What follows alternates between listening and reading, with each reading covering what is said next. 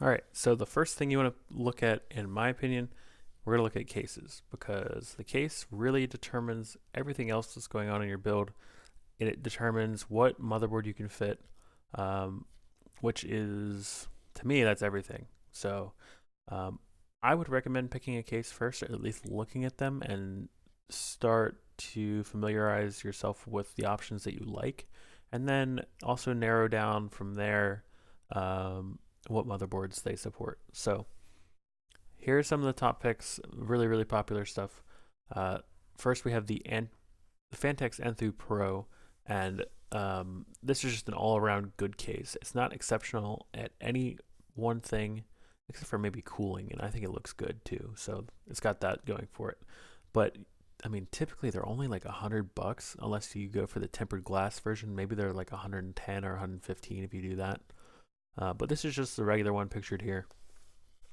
It's got 6 drive bays in the front, 4 5 1/4 inch bays in the top, which you can convert into regular 3.5. You could probably fit like 5 in there, depending on the adapters you use. But let's just say 4. So that's 4 up here, 6 down here. That's 10 3.5 inch drives. It's a good amount. It's not a lot, but like I said, it's a good amount. It is full EATX, but it can also fit SSIEB plus or EEATX. Um, it is a little tight, but it does fit. So take that for what it's worth. It's the largest, not the largest tower, but it's pretty much the case to go to if you want to fit one of those boards. Um, you really can't go wrong with this guy. We like it a lot. There's tons of builds, completed builds that have this one in it, so you can check those out on Reddit or on the forum and see if you like it. The Pace 600S is a newcomer. It doesn't really inherently support server things, but it does have some cool features. Um, it is an ATX case, so that really does limit you down to like maybe 2 or 3 different boards, unless you want to use it in like a NAS killer or something. But that's a totally different guide anyway. So let's just say for this guide, you're looking at single socket X79 or single socket just regular Xeon, or there's like I think like I said 3 dual socket 2011 that will fit in this.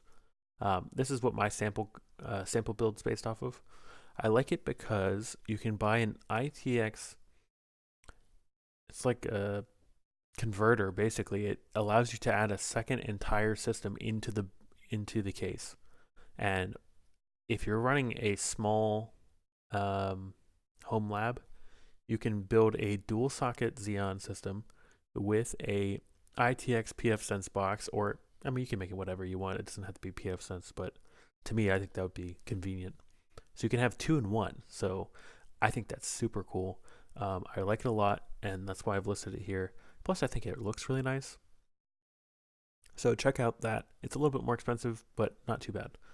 This thing is the Anades AI Crystal XL V3. Like I said, you have to be a little crazy if you like it. It's very, very flashy.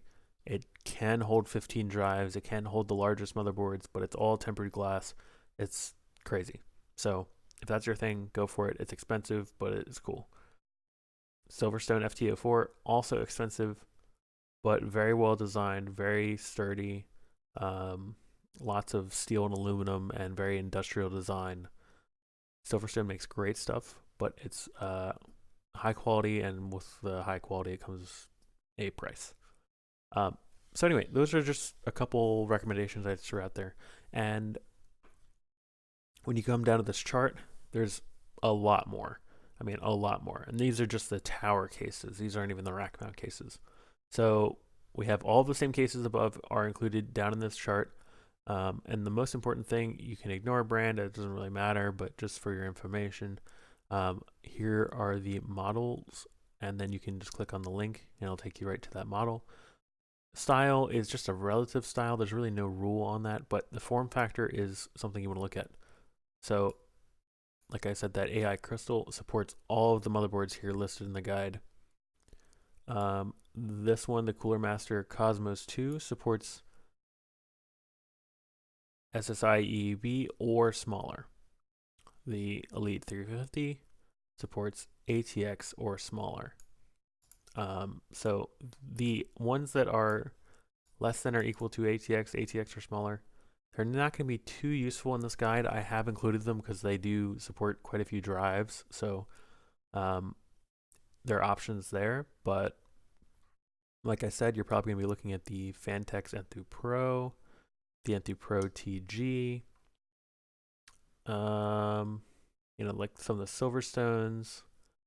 There's not a whole lot of options out there, but it's just something to consider. I don't expect that most of you will go with towers anyway, but the options are here. And then here's the fan configs, so you know how many Arctic fans to buy, because you're going to buy Arctic fans because they are the right fans, they're the best fans. Don't buy any other fans because Arctic fans are the best. And I expect that most of you will probably go for the Rose Wheel 4U. This is a great case. You can get a refurb one for like $99 on eBay. You can get a new one for like between $115 and $140. Even if it's $150 on Amazon, it doesn't matter. It's a great case. It is easy to work in. It is very versatile. You can fit dual liquid cooling systems in there. And yes, there are liquid cooling options. We'll talk about that later. It has 15 drive bays. It can fit almost all motherboards. It can't fit the large ones like the SSI EEB Plus, but it can fit the EATX or the regular SSI EEB motherboards. And keep in mind that when you do choose this case, you are slightly limited by CPU cooler height.